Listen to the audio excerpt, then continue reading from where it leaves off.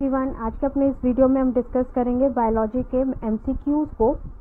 चलिए स्टार्ट करते हैं। फर्स्ट क्वेश्चन है हमारा, जीव विज्ञान का पिता किसे कहा जाता है? ठीक है, बायोलॉजी फादर ऑफ बायोलॉजी किसे कहा जाता है? A Charles Darwin, B Linnaeus, C अरस्तु, डी मेंडल। तो यहाँ पर सही जवाब क्या होगा? यहाँ पर सही जवाब होगा ऑप्शन नंबर सी, अरस्तु। अरस्तु को फादर ऑफ बायोलॉजी कहा जाता है। चार्ल्स डार्विन जो थे, उन्होंने नेचुरल सिलेक्शन का जो प्रोसेस है, ठीक है, नेचुरल सिलेक्शन के बारे में बताया था, थ्योरी दी थी। लीनियस ने बायोलॉजिकल क्लासिफिकेशन यानी कि जीवों के वर्गीकरण के बारे में बताया था। और मेंडल जो है वो फादर ऑफ जेनेटिक्स कहलाते हैं। इनको क्या कहा जाता है? फादर ऑफ जेनेटिक्स कहा जाता है। अगला क्वेश्चन देखते हैं। क्वेश्चन नंबर 2 है, जीवन का भौतिक आधार फिजिकल बेसिस है। ए जीन, बी कोशिका सेल, सी माइटोकॉन्ड्रिया, डी जीव द्रव्य। The correct answer is option number D, जीव द्रव्य। नेक्स्ट क्वेश्चन, सर्वप्रथम कोशिका का पता फर्स्ट सेल डिस्कवर्ड किसने लगाया था? A Schleiden, B Robert Hooke, C Schwann, D Darwin. Charles Darwin. तो इसका सही जवाब क्या होगा? क्वेश्चन नंबर 3 का सही जवाब है option number B, Robert Hooke. Robert Hooke ने सबसे पहले सेल को डिस्कवर किया था। इन्होंने एक माइक्रोस्कोप के अंदर एक स्ट्रक्चर एग्जामिन किया था, जो कि स्ट्रक्चर कैसा था? एक हनीकॉम्ब की तरह था। इस तरीके से था, जैसे मधुमक्खी का छत्ता होता है उस तरीके से था। और इन्होंने देखा कि इस मधुमक्खी के छत्ते को इन्होंने जो एक एक कंपार्टमेंट था, इस एक कंपार्टमेंट को नाम दिया सेल। ठीक है, हर एक कंपार्टमेंट को क्या नाम दिया? सेल नाम दिया। तो रॉबर्ट हुक ने सेल की खोज की थी, जबकि स्लाइडन जो थे, इन्होंने सेल थ्योरी दी थी। स्लाइडन ने स्वॉन के साथ मिलकर सेल थ्योरी दी थी। और स्लाइडन ने जो था वो ये बताया था कि सेल की जो बेसिक यूनिट है, सेल जो है वो प्लांट स्ट्रक्चर की बेसिक यूनिट है, जबकि स्वॉन ने बताया था कि एनिमल की स्ट्रक्चर की जो बेसिक यूनिट है वो सेल है। क्वेश्चन नंबर 4 देखते हैं। कोशिका का शक्ति केंद्र पावर सेंटर किसे कहा जाता है? ए माइटोकॉन्ड्रिया, बी लाइसोसोम, सी केंद्रक न्यूक्लियस, डी कोशिका द्रव्य cytoplasm. The correct answer is a mitochondria. Power centre body का किसे कहते हैं? माइटोकॉन्ड्रिया को कहा जाता है। क्वेश्चन नंबर 5 देखते हैं। कौन सी रचना पादप कोशिका प्लांट सेल को जंतु कोशिका एनिमल सेल से विभेदित करती है? ठीक है, इस क्वेश्चन में आपको बताना है कि प्लांट सेल और एनिमल सेल को कौन सी चीज जो है वो अलग करती है। एक कोशिका भित्ति सेल वॉल, बी पर्णहरित क्लोरोफिल, सी सेंट्रियोल, डी ये सभी, ऑल ऑफ दीज। तो करेक्ट आंसर है ऑप्शन नंबर डी, ये सभी। आपको पता है कि क्लोरोफिल जो होती है वो एनिमल सेल में नहीं पाई जाता है, सेंट्रियोल एनिमल सेल में नहीं प्रेजेंट होता है, और सेल वॉल भी प्रेजेंट नहीं होता है। इसीलिए ये तीनों के तीनों ऑप्शन जो है वो सही है। अगला क्वेश्चन देखते हैं। किस कोशिकांग को आत्महत्या की थैली कहा जाता है? यहाँ पर आपको बताना है कौन सा सेल ऑर्गन है ऐसा जिसको सुसाइडल बैग यानी आत्महत्या की थैली कहा जाता है। A ribosome, B lysosome, C रिक्टिका vacuole, D centrosome. The correct answer is option number B, lysosome. Lysosome जो होते हैं इनको सुसाइडल बैग या आत्महत्या की थैली कहा जाता है। इसमें क्या होता है, ये जो लाइसोसोम होते हैं इनके अंदर डाइजेस्टिव हाइड्रोलिटिक एंजाइम्स प्रेजेंट होते हैं, जो कि जो फॉरेन मटेरियल सेल में आते हैं या उनको क्या करते हैं, उनके कंपोनेंट्स को ब्रेक डाउन कर देते हैं यानी तोड़ते हैं। और इसके साथ साथ ये क्या करते हैं कि ये जिस सेल के अंदर प्रेजेंट होते हैं उसी सेल को डाइजेस्ट कर लेते हैं, जिसकी by the process of autolysis. कौन से प्रोसेस से करते हैं? वो प्रोसेस कहलाता है ऑटोलिसिस। ठीक है, और जिसकी वजह से ही सेल जो होता है वो डेड कर जाता है, मर जाता है। तो इसीलिए इसको क्या कहते हैं? सुसाइडल बैग या आत्महत्या की थैली कहते हैं। अगला क्वेश्चन देखते हैं। डीएनए की द्विगुणित कुंडली डबल हेलिक्स मॉडल का पता किसने लगाया था? A Watson and Crick, B Schleiden and Schwann, C Robert Hooke, D Gregor Mendel. तो यहाँ पर ऑप्शन कौन सा सही होगा? देखो, ग्रेगर मेंडल जो है वो फादर ऑफ जेनेटिक्स हैं। इन्होंने जेनेटिक ट्रेट्स का पता लगाया था। रॉबर्ट हुक ने सेल का पता लगाया था, जबकि स्लाइडन एंड शॉन ने सेल थ्योरी दी थी। तो बचा वाटसन एंड क्रिक। तो वाटसन एंड क्रिक जो थे इन्होंने डबल हेलिक्स मॉडल प्रेजेंट किया था डीएनए का। अगला क्वेश्चन देखते हैं। डीएनए का प्रमुख कार्य क्या है? ए प्रोटीन संश्लेषण, प्रोटीन सिंथेसिस, बी कोशिकीय श्वसन, सेलुलर रेस्पिरेशन, डी कोशिकीय परिवहन सेलुलर ट्रांसपोर्टेशन, डी अनुवांशिक क्रियाओं का संचालन। तो यहाँ पर कौन सा ऑप्शन सही हो जाता है? यहाँ का ऑप्शन ठीक होता है ऑप्शन नंबर डी, अनुवांशिक क्रियाओं का संचालन। जेनेटिक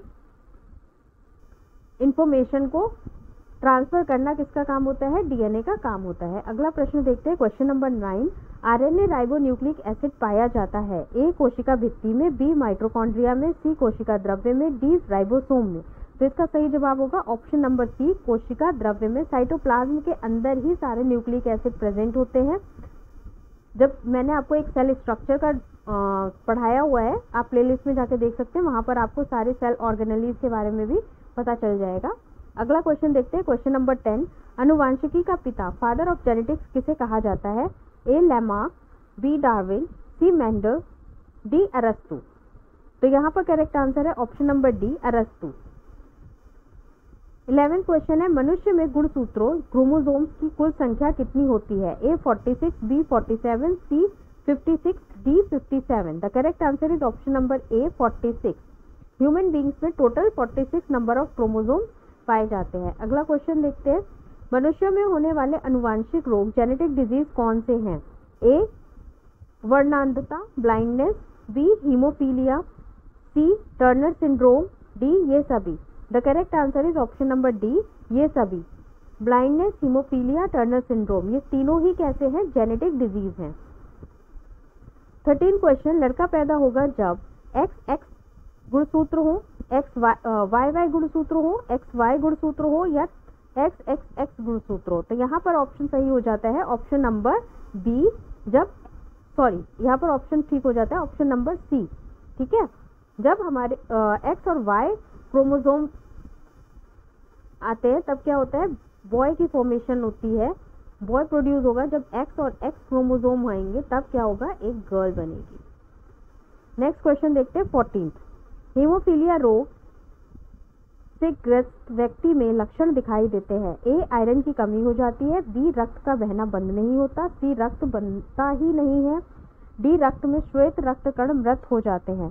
इसका करेक्ट आंसर होगा ऑप्शन नंबर डी, रक्त का बहना बंद नहीं होता है। हीमोफीलिया में क्या होता है? अगर किसी व्यक्ति को चोट लग गई है और उसको हीमोफीलिया हो रखा है तो क्या होगा? उसका ब्लड जो है वो क्लॉट जमना बहना बंद नहीं होगा। क्यों नहीं बंद होगा? क्योंकि वहां पर विटामिन के जो होता है वो प्रेजेंट नहीं है। अगला क्वेश्चन देखते हैं, क्वेश्चन नंबर 15। जीन के बारे में कौन सा कथन सत्य है? ए यह डीएनए की एक क्रियात्मक इकाई है, यह अनुवांशिकी की इकाई है, सी यह गुणसूत्र पर उपस्थित रहता है, डी उपयुक्त सभी।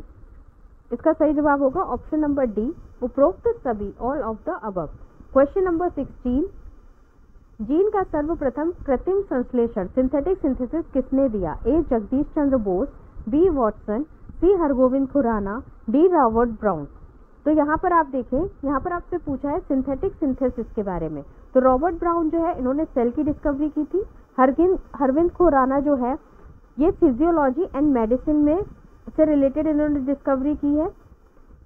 वॉटसन का आपको पता ही है, डीएनए मॉडल। जगदीश चंद्र बोस जो है ये फादर ऑफ रेडियो साइंस कहलाते इनको कहा जाता है। ठीक है, अगर आपसे फादर ऑफ रेडियो साइंस पूछे जाएं तो कौन होंगे? जगदीश चंद्र बोस होंगे। और इन्होंने रेडियो साइंस बायोफिजिक्स के फील्ड के अंदर बहुत सारा काम किया हुआ है। यहाँ पर जो ऑप्शन आपका सही हो जाता है इस हरगोविंद खुराना। हरगोविंद खुराना ने सिंथेटिक सिंथेसिस यानी कृत्रिम संश्लेषण सबसे पहले बताया था। Question number 17। प्राकृतिक चयन के सिद्धांत प्रिंसिपल ऑफ नेचुरल सिलेक्शन का प्रतिपादक का नाम क्या है? A Charles Darwin, B Lamarck, C अरस्तु, D Hargobind Khorana. The correct answer is option number A Charles Darwin. 18 question, अनुवांशिक जेनेटिक प्लांट चॉइस संबंधी प्रयोग के लिए मेंडल ने किस पौधे का चुनाव किया था? ए मटर, पीस, बी डहलिया, सी सरसों, डी गेहूं। तो कौन से पौधे का चुनाव किया था उन्होंने अपनी रिसर्च जो की थी वो मटर के पौधे पर की थी। और मटर के पौधे का साइंटिफिक नाम क्या होता है? Pisum sativum. ठीक है, ये आप याद रखेंगे। 19 क्वेश्चन है, एक वर्णांध व्यक्ति कलर ब्लाइंडनेस में किस रंग की पहचान नहीं होती? अगर किसी व्यक्ति को कलर ब्लाइंडनेस हो रखी है तो वो कौन सा रंग है जो वो पहचान नहीं सकता? ए लाल व पीला, बी हरा व पीला, सी लाल व नीला, डी लाल व हरा। इसका सही जवाब होगा ऑप्शन नंबर डी, लाल व हरा। कलर ब्लाइंडनेस व्यक्ति जो होता है वो लाल और हरे रंग को की पहचान नहीं कर पाता है। क्वेश्चन नंबर 20, किस संघ के जंतुओं को जीव द्रव्य प्रोटोप्लाज्म के स्तर पर गठित जंतु कहा जाता है? A protozoa, B porifera, C coelenterata, D arthropoda. The correct answer is option number A, protozoa. Question number 21, एक कोशिकीय तंतु अमीबा एवं युगलिना को किस संघ के अंतर्गत रखा गया है? A porifera, B coelenterata, C amphibia, D protozoa. The correct answer is option number 20। Option number क्या हो जाएगा इसका? ए सही, इसका ऑप्शन नंबर डी सही हो जाएगा, प्रोटोजोआ। क्वेश्चन नंबर 22, मेंढक में श्वसन किस अंग के द्वारा होता है? ए त्वचा, बी क्लोमो, सी फेफड़ों, डी इन तीनों में। The correct answer is option number D, इन तीनों में। मैंने आपको रेस्पिरेशन इन फ्रॉग का एक पूरा वीडियो बना रखा है, आप प्लेलिस्ट में जाकर उसको पढ़ सकते हैं, वहां से आपको ये सारी चीजें बहुत अच्छे से क्लियर हो जाएंगी। अगला क्वेश्चन देखते हैं, क्वेश्चन नंबर 23, वास्तविक मछली रियल फिश कौन सी है? A starfish, B brittle star, C hippocampus, D sea cucumber. The correct answer is option number C, hippocampus. 24, मेंढक किस वर्ग का जंतु है? ए ऑस्टिकथीस, बी एम्फीबियन, सी सरीसृप reptiles, D chondrichthyes. The correct answer is option number B, amphibian. Question number 25 देखते हैं, स्तनियों का हृदय कितने कोष्ठ का होता है? A 2, B 3, C 4, D 5। The correct answer is option number D, 5। 26 question,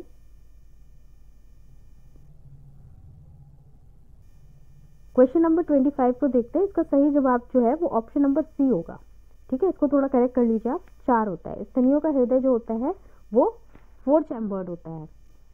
26 question देखते हैं, स्तनधारी वर्ग मैमेलियन क्लास में रक्त का सबसे अधिक तापमान किस जंतु में पाया जाता है? ए भैंस, बी बकरी, सी मनुष्य, D whale. The correct answer is option number B, बकरी। 27 क्वेश्चन, मछलियां किस अंग से सांस लेती हैं? ए नाक, बी त्वचा, सी गिल, डी मुंह। The correct answer is option number C, gill. मछलियां जो होती हैं वो गिल के थ्रू सांस लेती हैं। 28 क्वेश्चन है, सबसे बड़ा स्तनधारी मैमेलियन का नाम क्या है?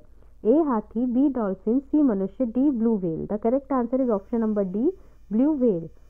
29 क्वेश्चन, विश्व का सबसे छोटा पक्षी कौन सा है? A emu, B kiwi, C hummingbird, D कोरैया। The correct answer is option number C, hummingbird. Next question है 30 क्वेश्चन देखते हैं, कशेरुक जंतु वर्टिब्रेट के शरीर का सर्वाधिक कठोर भाग होता है? ए इनेमल, बी दांत, सी जांग की हड्डी थाई बोन, डी कलाई की हड्डी wrist bone. The correct answer is option number A, enamel. Enamel जो होता है वो सबसे हार्डेस्ट पार्ट होता है वर्टिब्रेट्स के अंदर। 31st क्वेश्चन, वेल में श्वसन किस अंग में होता है? ए गिल, बी त्वचा स्किन, सी फेफड़ा लंग, डी मुंह mouth. The correct answer is option number C, lung फेफड़ा। 32 क्वेश्चन, आधुनिक मानव को जंतुओं के किस वर्ग में रखा गया है? सी टिम्फिमा, B carnivora, C primates, D insectivora. The correct answer is option number C, primate. आधुनिक मानव को जो है वो प्राइमेट के अंदर रखा गया है। 33rd क्वेश्चन है, ऊतकों के अध्ययन सेल टिश्यू स्टडी संबंधी विज्ञान को क्या कहा जाता है? Cytology, morphology, histology, anatomy. The correct answer क्या होगा इसका? इसका सही जवाब होगा option number C, histology. Cell tissues की स्टडीज को हिस्टोलॉजी बोला जाता है। ठीक है, स्टडी ऑफ सेल, सेल की स्टडी को साइटोलॉजी बोलते हैं। मॉर्फोलॉजी होता है जब हम बाहरी कैरेक्टरिस्टिक्स के बारे में बात करते हैं तो ये हो जाता है मॉर्फोलॉजी। और anatomy, internal organ system structure के बारे में जब भी हम बात करेंगे that is anatomy. 34th question है, कोशिकाओं के समूह ग्रुप ऑफ सेल्स को कहा जाता है? ए उत्तक टिश्यू, बी ऑर्गन अंग, सी अंततंत्र डेमोक्रेसी, डी कोई नहीं। The correct answer is option number A, tissue. Group of cells को क्या कहा जाता है? टिश्यू कहा जाता है। सेल जो होती है, सेल के बाद ग्रुप ऑफ सेल्स जो मिलके बनाते हैं टिश्यू, टिश्यू जो होते हैं वो मिलके बनाते हैं ऑर्गन, और ऑर्गन जो होते हैं वो मिलकर बनाते हैं पूरा ऑर्गन सिस्टम। ठीक है, अगला क्वेश्चन देखते हैं, क्वेश्चन नंबर 35। पुनरुत्पादन की क्षमता रिप्रोड्यूसिबिलिटी किस प्रकार के ऊतकों में सर्वाधिक होती है? ए संयोजी कनेक्टिव, बी पेशीय मसल, सी तंत्रीय, डी उपकला। The correct answer is option number 35 का जो हो जाएगा option number D, epithelium. 36 question है, शरीर में सभी ऐच्छिक, ऑप्शनल तथा अनैच्छिक क्रियाओं इनवॉलेंट्री एक्शंस को नियंत्रित करने वाला ऊतक है? ए पेशीय, बी संयोजी, सी तंत्रिका, डी उपकला। The correct answer is option number C तंत्रिका। 37th क्वेश्चन, रक्त किस प्रकार का ऊतक है? रक्त जो है, ब्लड है, किस प्रकार का टिश्यू है ये बताना है आपको। ए पेशी मसल, बी संयोजी कनेक्टिव टिश्यू, सी तंत्रिका नर्वस टिश्यू, डी उपकला एपिथेलियम टिश्यू। तो यहाँ पर मसल टिश्यू तो ये हो नहीं सकता, तंत्रिका नर्वस टिश्यू भी नहीं हो सकता है, एपिथेलियम टिश्यू भी नहीं हो सकता है। संयोजी ब्लड क्या है? एक कनेक्टिव टिश्यू है। कनेक्टिव टिश्यूज होते क्या हैं? टिश्यूज ये वो टिश्यूज होते हैं जो कि ऑर्गन को सपोर्ट देते हैं, प्रोटेक्ट करते हैं। ठीक है, इस तरीके के टिश्यूज को क्या कहा जाता है? कनेक्टिव टिश्यूज कहा जाता है। 38 क्वेश्चन देखते हैं, अरेखित पेशी ऊतक नॉन लीनियर टिश्यू कहाँ पाए जाते हैं? ए हृदय में, बी अमाशय स्टमक, सी आहार नाल डाइटनेल, डी त्वचा skin. The correct answer is option number B अमाशय स्टमक।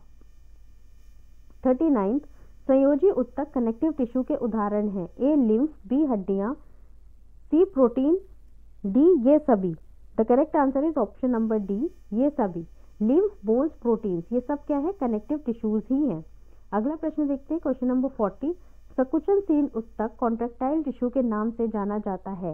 ए संयोजी ऊतक कनेक्टिव टिश्यू, बी रेखित ऊतक लीनियर टिश्यू, सी तंत्रिका ऊतक नर्वस टिश्यू, डी पेशी ऊतक मसल टिश्यू।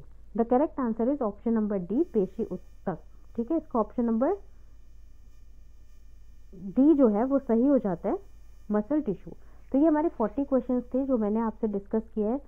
ये जो मोस्टली क्वेश्चन है, ये क्वेश्चन जो है वो जीएस पोर्शन में सबसे ज़्यादा पूछे जाते हैं, और मैंने कोशिश की है इस बार हिंदी में क्वेश्चंस को डिस्कस करने की। अगर आपको ये वीडियो पसंद आ रहा हो तो प्लीज़ आप मुझे कमेंट बॉक्स में ज़रूर बताइए कि आपको हिंदी में ही वीडियो चाहिए या इंग्लिश में भी चाहिए। ठीक है, तो अब वीडियो को लाइक कीजिए, शेयर कीजिए और सब्सक्राइब कीजिए।